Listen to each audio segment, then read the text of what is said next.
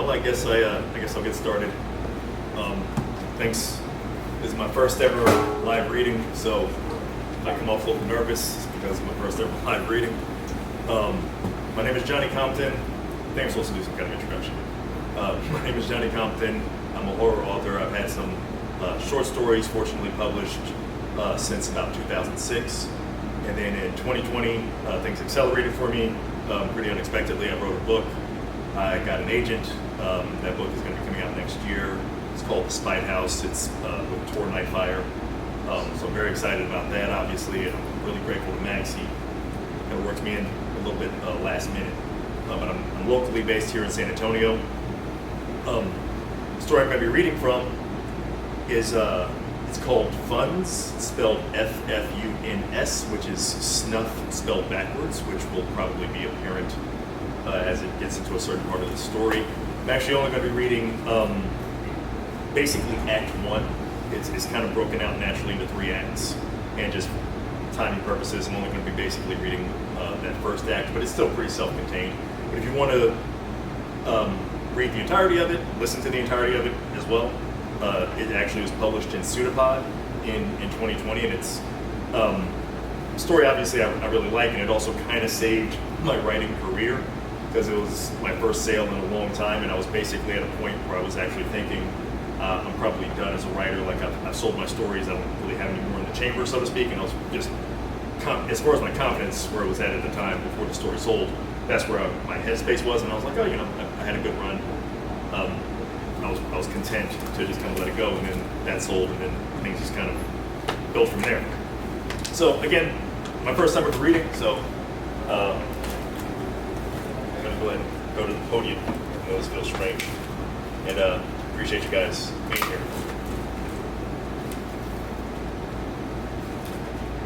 Holding the unlabeled black video cassette somehow reassured her of the legitimacy of its contents.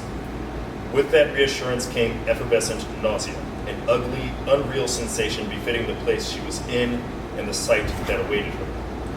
There were thousands of purported Funs flicks online, some more believable than others. Some were made for a laugh with puppets or shoddy animation, some made with award-worthy care and effects by aspiring filmmakers. None, however, were authentic.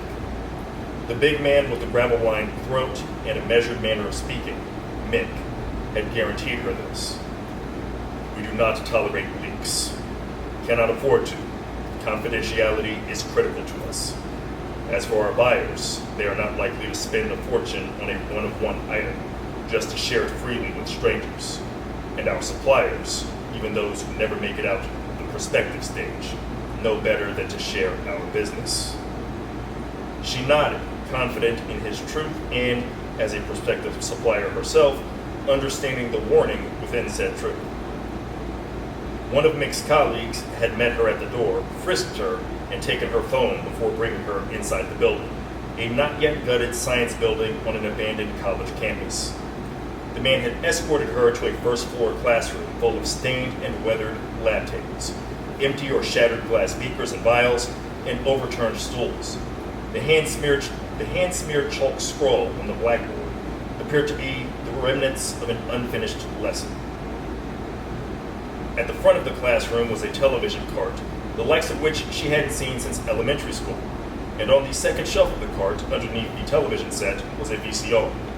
Both the television and the VCR were plugged into a portable power bank on the floor.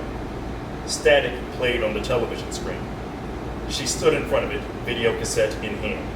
Every type of stinging, winged insect in the world flying in her stomach. Whenever you are ready, Mick said. If you are still not sure after what you see, we will part ways. Again, she nodded. She put the tape into the VCR, pushed the play button, and straightened her posture to steel herself for what she was about to see. On screen appeared 2 men in a dark room. One lay supine on the floor wearing only black boxer shorts, the bare minimum for modesty. The footage wasn't as noisy and opaque as she had expected, and it was clear that the man on the floor, bald, bearded, and withered, was quite pale. The man who crouched beside him wore a surgeon's mask, an indistinct long-sleeve shirt and black pants, and he held a knife. The camera zoomed on the masked man. who showed off each flat side of the knife as well as its edge, as though hawking it for an infomercial. He showed his free hand to the camera, then pushed the tip of the knife into his index finger, just long enough to draw a bead of blood. The camera pulled back to capture the scene again. The masked man seized the pale man's arm by the wrist, held it up, and stuck the knife through the cold white flesh, then withdrew the blade. No blood came from the pale man's wound. A viscous yellowish fluid beaded up in the slit. The man did not flinch. Satisfied with his demonstration, the man in the mask exited the scene. From the left of the screen entered a third man, bearded as well, but not bald like the man on the floor nor as gray. He carried a long metal pipe, its weight evident in the way he resisted his grip in favor of gravity. It surprised her that this man was unmasked. Mick and his organization must have had other reasons of ensuring the confidentiality of their suppliers. Perhaps it was as simple as the implied threat he made earlier, likely made to anyone who would appear on camera, coupled with trusting that no one would believe them, even if they were inclined to tell their story. Her nausea grew as she thought of some wealthy stranger seeing her face on tape, pausing at a point of preference to study whatever emotion was most evident in her expression at that moment. The man wielding the pipe knelt before the body and gingerly touched its forehead, as though checking for a fever. He bent over and kissed its cheek. When he rose, his eyes were shut tight. He took a deep breath, another, each inhalation coming quicker than the last, as though building toward a crescendo. She could sense that he was keeping a scream chained inside his chest. He raised the pipe and brought it down onto the pale man's head, throwing his body weight into it. Before this moment, the video had been silent, and she had unconsciously presumed no audio had been recorded. The ping of metal meeting skull made her shudder. It is a strange and obscene thing to see a corpse beaten. She could not have guessed how unusual it would be until seeing it for herself. The body, of course, did not move as though enduring an assault, but rather as though the man who clubbed it was merely trying to awaken it from a stubborn sleep. The days-long dead do not react to anything done to them. They do not raise a hand to defend themselves or shrink from the next impending strike, or yell or moan, or otherwise indicate that they are suffering. The man administering the beating made his own suffering known, however. His pained, pitiful whining began after the fourth strike. It was a primal pleading that predated language. The man seemed intent on not speaking, and she thought she understood this. She would not want her words captured on tape either. It would be enough to have your face exposed, your deeds and desperation documented for someone else's pleasure, curiosity. Whatever their motivation, there were people who would pay a fortune to possess this, and your words, your thoughts, were the one thing you weren't obligated to give during the process. But the man weakened. She could see that this was more difficult than he could have imagined. He broke. God damn it, Billy, please. Another strike, now targeting the collar and upper chest. Billy, get up. You have to. Damn it, please don't make me. He turned to the camera, looked past it. Why isn't it working? You said this would work. In the video you showed me, that girl came back almost right away. Whoever he spoke to did not answer him. The man turned back to Billy, surveyed the damage already done, not visible on screen due to the positioning of the camera, and retched. He gathered himself, raised the pipe again, and beat Billy across the chest. The crack of bone echoed. Billy did not get up as the man had implored. The man turned to the camera again. What am I doing wrong? Why isn't it working? Again, no audible answer. I can't keep doing this. There's not going to be anything left of him by the time I'm done. Just tell me what I'm doing wrong, please. The silence was suffocating, painful. The man dropped the pipe and turned to leave, and stopped himself. He screamed himself breathless, screamed with his entire body, screamed as if doing so would purge an illness from his cells. He picked the pipe up and turned to Billy again, delivering 2 more shots, the hardest yet, to Billy's skull, chips of bone flying with each hit. As he raised his arm for another strike, Billy raised his arm to stop the attack. The same arm that the man in the surgical mask had cut earlier. Blood now streamed from the cut, but only for a second, before it sealed itself. A warmer, healthier color overtook the paleness of Billy's skin. With one hand holding his attacker's wrist, Billy touched his face with his free hand and sat up. The damage done to his head had mostly disappeared already. The few cracks and craters that remained healed in seconds in full view of the camera. The puzzled look on Billy's face was so profound it felt infectious, as though it could make you forget how to pronounce your own name if you looked at him for too long. He turned to the man who had bludgeoned him back to life, the man whose love and want and will had unkilled him. Henry? What are you... Was I dreaming? I think I was having the most awful... Henry hugged Billy as though he might vanish. His choking, ragged sobs turned the footage into something voyeuristic, more invasive than it had been just a moment before. As Billy, still bewildered, at last hugged Henry back, the video returned to static. The woman stared at the screen for some time after, the men behind her in no hurry to turn off the set, take out the tape, or do anything else to disrupt her apparent trance. She pictured herself in action.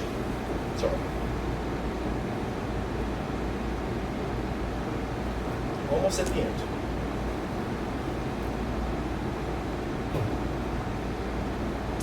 She pictured herself in action on the big screen of a buyer's private theater, and they sat alone and watched her beat and rip and claw at the body of someone she loved until that body breathed again.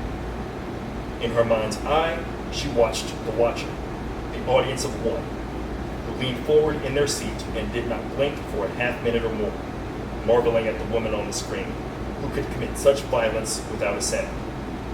She turned to Mick and his colleagues. What do we do next? The end. Work. Yeah. End of Act 1. So, we're gonna sit down now. Slightly lightheaded. Max did say there'll be Q&A time. Don't know if anybody would have any questions. Obviously, I don't have any merch or anything like that. If you don't have any questions, obviously that's perfectly fine. But if you do have questions, I'm more than happy to answer or try to answer anything. Yes, sir. What was your story in Pseudopod? It was that one. Oh, The one I just read. Or it's that one, and it's about, I don't know, a little more than a third of the way through, I think, of what I read there. So the remainder happens in Pseudopod. What happens when she does her part of the video, and what her motivation is, the person she's trying to bring back to life. Kind of all gets elaborated on there. And I actually had 2 other stories prior to that published in Pseudopod. Pseudopod's been very good to me over the years. They published my first major sale ages and ages ago, and then another one, and then that one that I mentioned, kind of basically saved my career. So thank you for the question. Anybody else? All good? Awesome. Well, thanks guys. Thanks for listening. Really appreciate it.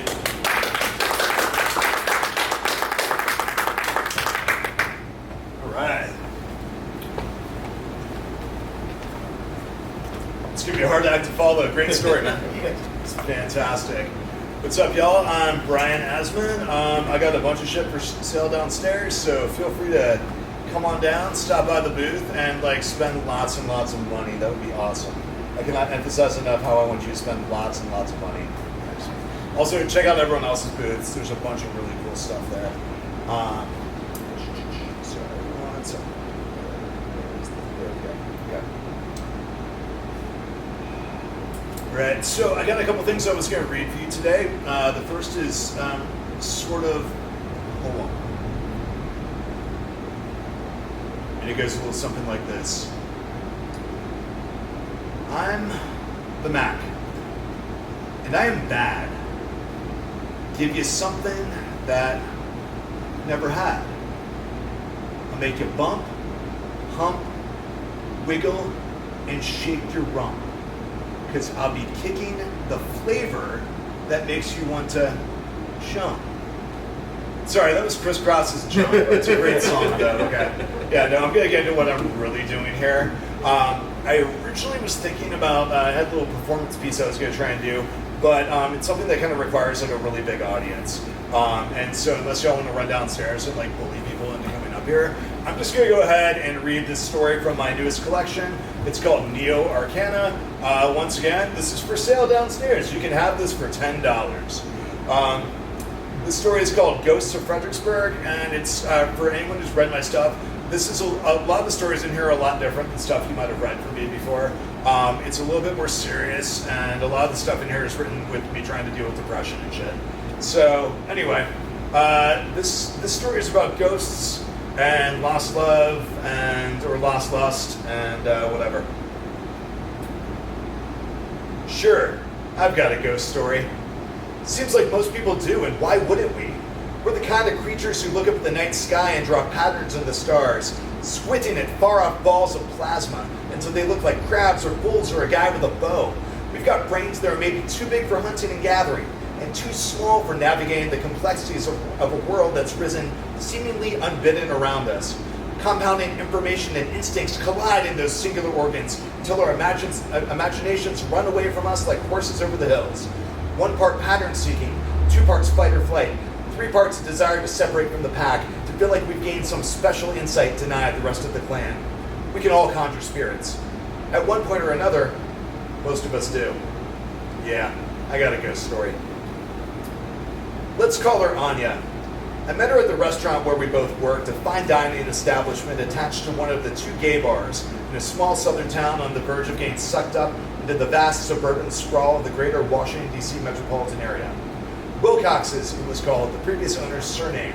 The current owner had certainly put his stamp on the place with the faux marble wallpaper that called to mind a Gresham bath, and the fist-sized holes in the drywall, the odd shard of shattered ashtray we'd find in the carpets, and the omnipresent surveillance cameras that gave him a bird's-eye view of every square inch of the property from the second-floor area that served as both apartment and office.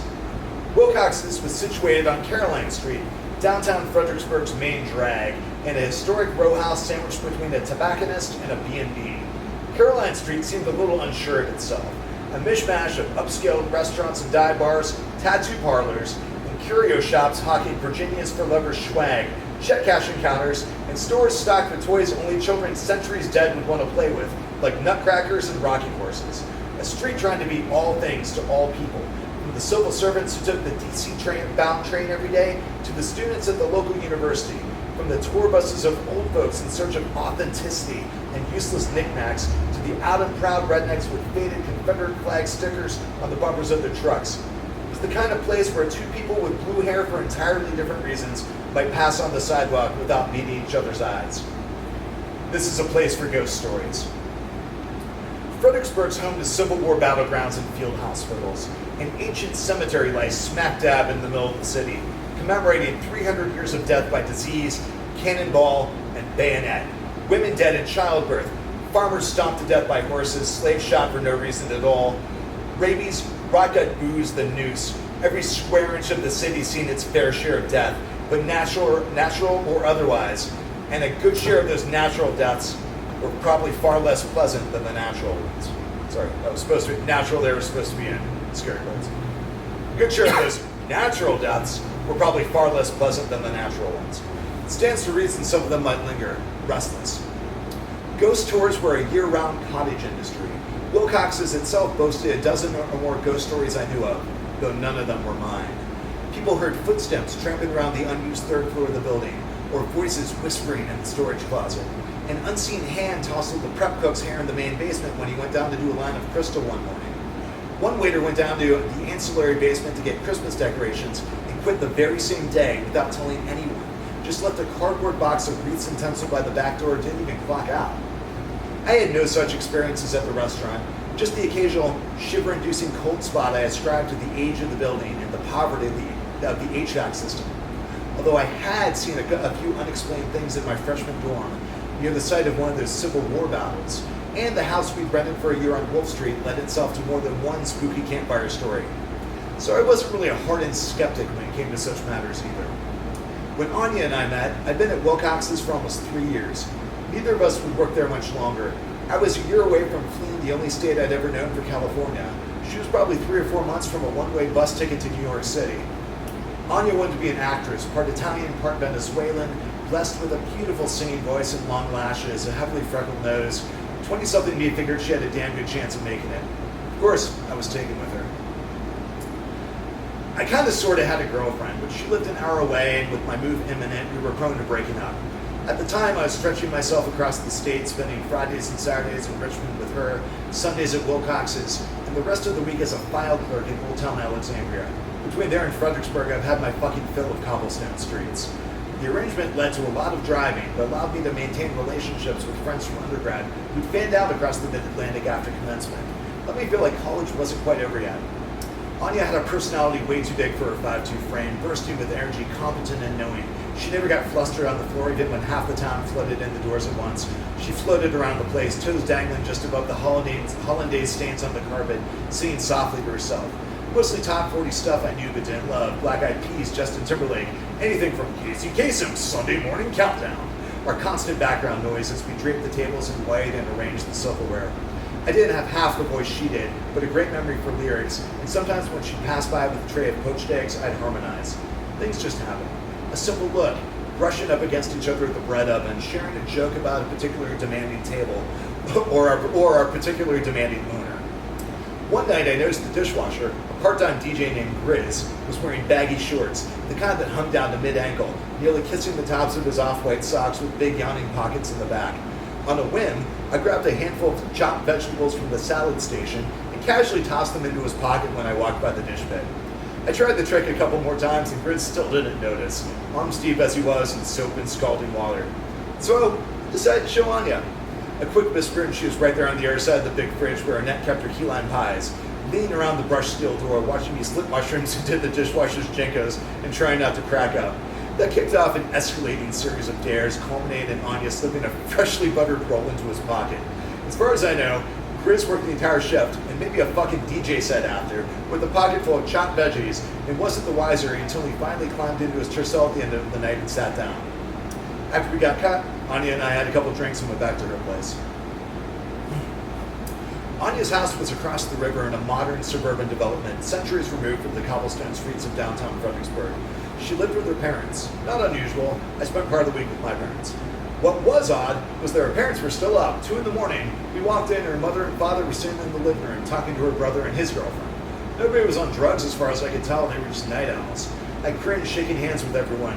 Meeting the parents was an event so fraught with significance in my mind, I nearly panicked. I dated my semi-girlfriend for about a year before she met my parents, or I hers. And here I was, on what I thought was a one-night stand, being introduced to everyone of significance in Anya's life, like I'd come over for Thanksgiving dinner. Thankfully, we didn't stay long, a few brief and awkward introductions, and we went down her room to the basement. Sometime later, footsteps pattered down the stairs, a door banged open, and then the sounds of her brother and his girlfriend joined with her own through the wall. That was fucking weird. In the morning, we took our time saying goodbye, and then I drove down to Richmond to see my semi-girlfriend, and hoped like hell she wouldn't notice the scratches on my back. I'm kind of a piece of shit. Once a week, we were together. Not the kind of romance epic poems are written about, but for a time it worked. We got along well. We switched shifts so we could work together and had some fun when the shifts were over. We shared ambitions, writing, acting, singing. We both wanted to move, not to the same places, but that was okay. She asked me once if I had a girlfriend. I said no. Which was technically true. The Richmond girl and I were on a break that wouldn't last. Meanwhile, Anya had gotten this acting gig, working a few hours a week just down the street from the restaurant, playing a Revolutionary War-era healer at the apothecary shop. Dating back to the 1700s, the shop was built by a guy named Hugh Mercer, friend of George Washington, physician to his mother, brigadier general in the Continental Army. Now a museum, it sat across the street from a used record store, a storefront church, and a clothier that sold pastel suits and wigs. Anya would tie a bonnet over her curls and put on her petticoat and ruffled gown to regale tourists with stories of bleedings and leechings and all the assorted horrors that constitute colonial medical treatment.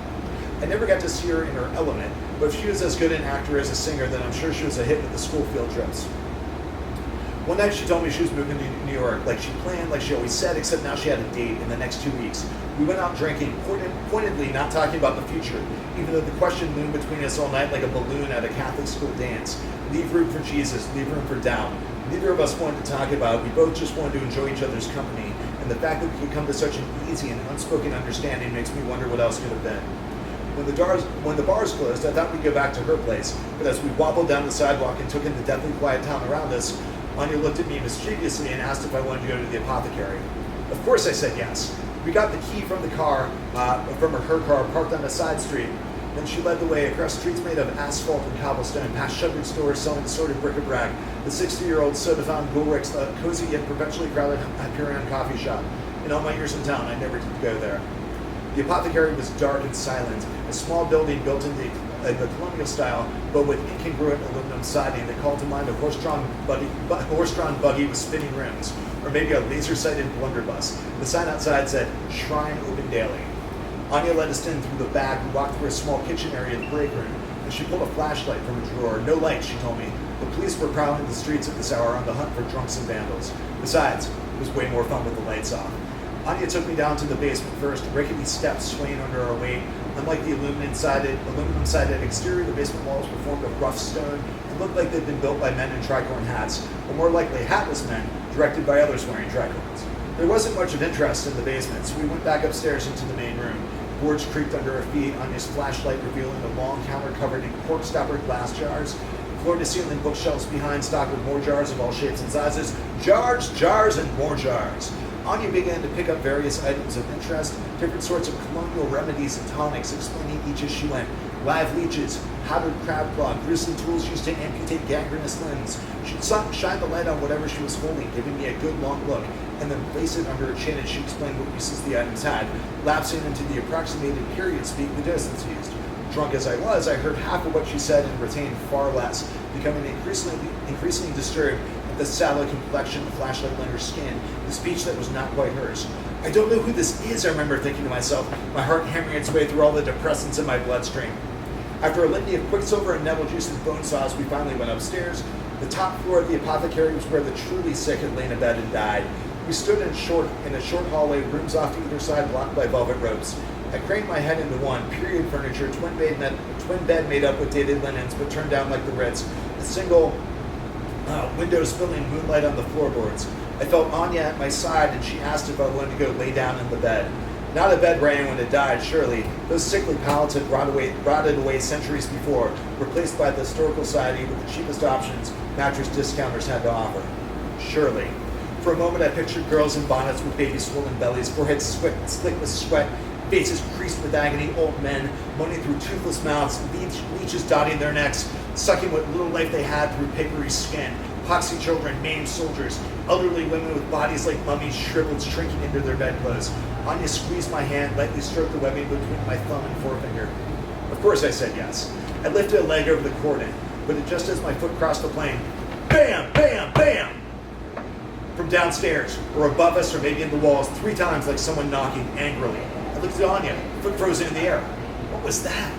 She shrugged, said something about watering the pipes. That must be it, I told myself. Not wanting to let my own fears get in the way of the sex story to end all sex stories. The sort of moment I could trot out at the bar from now till doomsday and one up any of my friends. Guess what I did? Now buy me a shot, loser. I let my foot descend another couple inches.